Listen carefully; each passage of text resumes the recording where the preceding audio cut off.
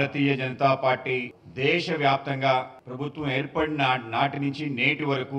భారతదేశం యొక్క ప్రత్యేకత ప్రపంచానికి చాటే ఒక ప్రయత్నం మన ప్రియతమ ప్రధాని నరేంద్ర మోడీ గారి ఆధ్వర్యంలో కొనసాగటం. ఇవాళ భారతీయులందరూ కూడా దేశంలో విదేశాల్లో ఉన్న వాళ్ళు కూడా గర్వంగా నేను భారతీయుడిని చెప్పుకునే తీరు, అలాగే నేను భారత మూలాలకి చెందిన వ్యక్తులను అని చెప్పి విదేశాల్లో చెప్పుకునే తీరు మనకి ఆవిష్కరణ అవుతుంది. ఆ విధంగా దేశంలో స్వజాతి పట్ల, స్వధర్మం పట్ల, మన యొక్క అన్ని రకాల విషయాల పట్ల అందరికీ కూడా ఒక గౌరవ భావాన్ని కలిగే ఒక ప్రయత్నం పెద్ద ఎత్తున జరుగుతుంది. ఆ విధంగా నరేంద్ర మోడీ గారి నేతృత్వంలో జరిగిన అనేక రకాల విషయాలతో పాటు భారత్ తనంతట తన కాళ్లపై నిలబడి ఈ యొక్క ఆజాదీ కా అమృత మహోత్సవం యొక్క సమయం నుంచి రేపు రాబో 2047 కల్లా భారతదేశం ఒక వికసిత భారతంగా మారాలని, ఈ అమృత కాలంలో మనందరం కూడా స్వయం సమృద్ధి భారత్ వరకు మనం అడుగులు వేయాలని, ఆత్మనిర్భర్ భారత్ అనే ఒక నినాదంతో దేశవ్యాప్తంగా స్వదేశీ ఉద్యమాన్ని మరొకసారి ముందుకు తీసుకెళ్లాలని ఒక పిలుపు ఇవ్వటం జరిగింది. ఈ మధ్య కాలంలో జరిగిన ట్రంప్ అలాగే ఇతర దేశాలు, ముఖ్యంగా యూరోపియన్ యూనియన్ మనపైన ఆంక్షలు పెట్టడానికి ఒక ప్రయత్నం, అమెరికా మనపైన సుంకాల యొక్క యుద్ధం ప్రకటించిన నేపథ్యం, వీటి మధ్య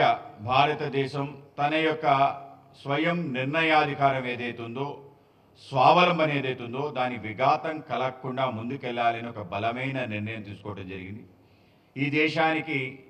మనము అనుకున్న వ్యవస్థల పైన మనం పట్టు సాధించడం, వాటిని సాధించడం ద్వారానే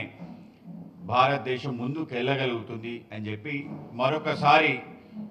స్వదేశీ నినాదాన్ని పెద్ద ఎత్తున తీసుకోవడం జరిగింది. స్వతంత్రానికి ముందు స్వదేశీ యొక్క నినాదం ఈ దేశం స్వాతంత్రం తీసుకోవడానికి ఒక పెద్ద ప్రయత్నంగా అనేక మంది మహానుభావులు దీంట్లో అగ్రేసరులుగా ఉండి ఉద్యమం చేయడం జరిగింది. బాల గంగాధర్ తిలక్ కానీ, లాలా లజపత్ రాయ్ కానీ, బిపిన్ చంద్రపాల్ కానీ, అరవింద్ ఘోష్ కానీ, మహాత్మా గాంధీ గారు కానీ, వీళ్ళందరి యొక్క పెద్ద ప్రయత్నంతో బాబా గేను లాంటి ముక్కుపచ్చలారని 20 సంవత్సరాల యువకుడు మరణించిన డిసెంబర్ 12 మనం స్వదేశీ దినోత్సవంగా చేసుకోవటం, మన స్వతంత్రానికి రావడానికి ముఖ్య కారణం ఈ యొక్క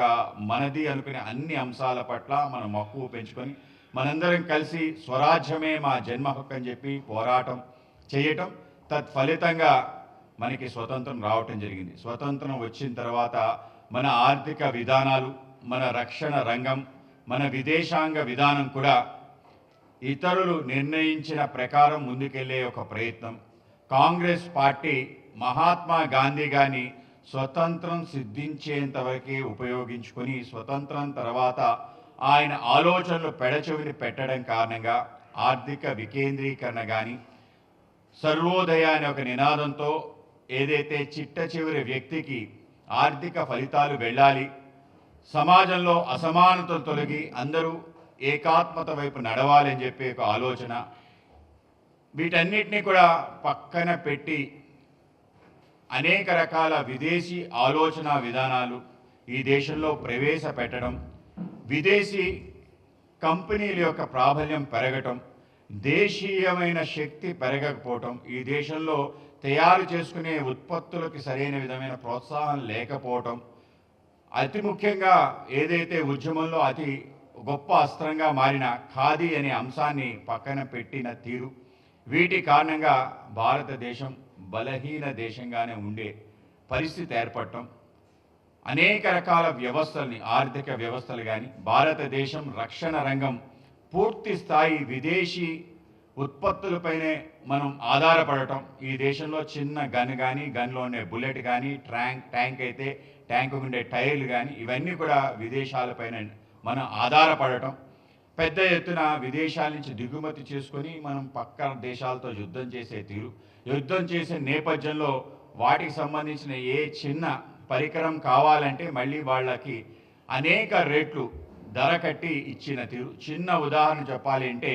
కార్గిల్ యుద్ధ సమయంలో మనకి కాఫిన్స్ అంటే శవాల పేటికలు ఏవైతున్నాయో తీసుకువచ్చే ప్రయత్నంలో ఒక శవపేటిక $2,500 $2,500 ఉండేది. కార్గిల్ యుద్ధం కాబట్టి 16 రెట్లు ఎక్కువ పెట్టి అమెరికా మనకి పంపించింది. ఆ విధంగా మనం పెట్టి తెచ్చుకునే పరిస్థితి. ఆ రోజు అటల్ బిహారీ వాజ్పేయి గారు, జార్జ్ ఫెర్నాండెస్ గారు ఒక చిన్న శవపేటికను కూడా మన దేశంలో తయారు చేసుకునే నైపుణ్యం లేదా, ఏమిటి దేశం పరిస్థితి అనే ఒక ఆలోచనతో ప్రారంభమైంది. భారతదేశం ఒక శక్తిశాలి దేశంగా మారాలి అని పోఖ్రాన్ యొక్క అణు విస్ఫోటనం ద్వారా ప్రపంచానికి చాటి మనం మిగతా దేశాలు మన పైన నియంత్రించిన మనంతట మనం నిలబడి ముందుకెళ్తామని చెప్పి మనం ఒక అణుశక్తి కలిగిన దేశంగా ఎదగటం, ఆ సమయంలో మన పైన ఆంక్షలు పెడితే ఆంక్షలు ఒక్కొక్కటిగా తొలగించడానికి ఆ రోజు కూడా మనం అవలంబించింది ఆత్మ నిర్భర్ భారత్, స్వయం సమృద్ధి భారత్. భారతదేశం కూడా మీ దేశాలు మా పైన ఏ విధంగా ఆధారపడుతున్నాయో, ముఖ్యంగా ఫార్మా రంగం, మీ అమెరికా నుంచి కొనము అని చెప్పే మాట ధైర్యంగా అటల్ బిహారీ వాజ్పేయి గారు చెప్పడం కారణంగా మన ఆంక్షలు తొలగిన తీరు, యూరోపియన్ కూడా ఆ విధంగా మన పైన ఆంక్షలు తొలగించిన తీరు. సో ఈసారి స్వదేశీ ఉద్యమాన్ని యొక్క ముఖ్య లక్షణం ఈ యొక్క ఆర్థిక స్వతంత్రం, నియంత్రణ వాళ్ళ చేతిలో కాకుండా మన చేతిలోనే నియంత్రణ ఉండాలి అని చెప్పి ఒక independent economic policy, independent foreign policy, అలాగే ఇండిపెండెంట్ డిఫెన్స్ పాలసీ ఈ దేశంలో ఉండాలి అని చెప్పి ఆ విధంగా స్వావలంబన వైపు మనం అడుగులు 2014 నుంచి బలంగా వేయటం. దాంట్లో భాగంగానే స్వచ్ఛ భారత్ ఉద్యమాన్ని మహాత్మా గాంధీ గారు ఏ ఉద్యమం ద్వారా దేశవ్యాప్తంగా స్వతంత్ర జాగరణ, స్వాభిమానాన్ని నింపే ప్రయత్నం చేశాడో అదే తన ప్రథమ కర్తవ్యంగా నరేంద్ర మోడీ గారు భావించి దాన్ని తీసుకొచ్చిన తీరు. దాని తర్వాత దేశానికి సంబంధించిన అతి ముఖ్యమైన అంశం, ఈ దేశం సంబంధించిన ఇంటర్నేషనల్ యోగా డే, మన దేశం యొక్క యోగా ప్రాశస్త్యాన్ని ప్రపంచవ్యాప్తంగా చాటాలి అని చెప్పి జూన్ 21వ తారీఖు అంతర్జాతీయ యోగా దినోత్సవంగా చేసుకోవాలని ప్రకటన చేయటం, ప్రపంచం అంతా యోగాని ఏ విధంగా స్వీకరించి ముందుకు తీసుకెళ్లే తీరు, ఆ విధంగా దేశం యొక్క ముద్ర పడే విధంగా విదేశాలు అంతా కూడా జరిగే విధంగా మనం ఇవాళ యోగా దినోత్సవాన్ని ఏ విధంగా చేసుకుంటారో మనం చూస్తున్నాం. అలాగే ఈ దేశంలో ఉత్పత్తి పెంచే విధంగా మేక్ ఇన్ ఇండియా అని చెప్పి భారతదేశంలో విదేశీ కంపెనీలు ఇక్కడ పెట్టుబడి పెట్టి ఇక్కడే ఉపాధి కల్పించి ఇక్కడే తయారు చేసుకొని ఆ దేశాలకు ఎగుమతి చేసే విధంగా మనం వ్యవస్థలు నిర్మాణం చేసి మేక్ ఇన్ ఇండియా అని పాపులర్ చేయడం జరిగింది. అలాగే ఈజ్ ఆఫ్ డూయింగ్ బిజినెస్లో కూడా అనేక రకాల సంస్కరణలు తీసుకొచ్చి మన యొక్క లేబర్ లాస్ కానీ అనేక ఇతర న్యాయమైన చిక్కుల్ని తొలగించి ఒక అభివృద్ధి వైపు ఒక బాట వేయటం. అలాగే మనం పెద్ద ఎత్తున ఆత్మనిర్భర్ భారత్ ప్యాకేజ్, ముఖ్యంగా కోవిడ్-19 నేపథ్యంలో ఏవైతే చిన్న కుటీర పరిశ్రమల ఇబ్బందులు ఉన్నాయో వాటికి పెద్ద ఎత్తున ప్యాకేజ్ ఇచ్చి ఆ ప్యాకేజ్ పేరు ఆత్మనిర్భర్ భారత్ ప్యాకేజ్ ప్రకటించడం జరిగింది. ఆ విధంగా సుమారు 30 లక్షల కోట్ల రూపాయలు పెద్ద ఎత్తున అనేక రకాల స్కీమ్స్లో అన్ని రకాల చిన్న పరిశ్రమలకి, మధ్యమ తరగతి పరిశ్రమలకి మనం ఇవ్వటం జరిగింది. ఆ విధంగా ఎంఎస్ఎంఈ సెక్టర్కి పెద్ద ఎత్తున బూస్ట్ ఇవ్వటం జరిగింది.